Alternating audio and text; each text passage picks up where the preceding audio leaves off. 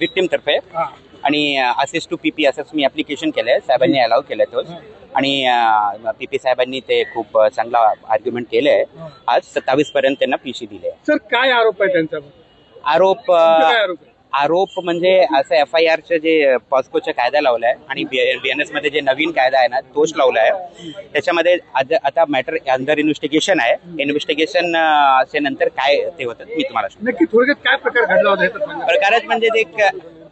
प्रकारच म्हणजे की आता मॅटर तुम्हाला हे माहिती आहे की सर्वांना की अंडर इन्व्हेस्टिगेशन आहे आणि हे कायदा जास्त लहान मुलीच्या संबंधित आहे आणि ते पॉस्कोचं मॅटर आहे. ते मी आता सांगू शकत नाही पूर्ण तुम्हाला जेव्हापर्यंत ते इन्व्हेस्टिगेशन होईल नाही. म्हणजे मी आज विक्टीम साठी अपिअर झालो.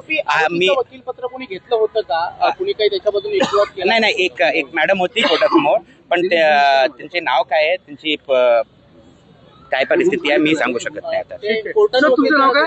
माझे आडनाव Pande, advocate M D Pande.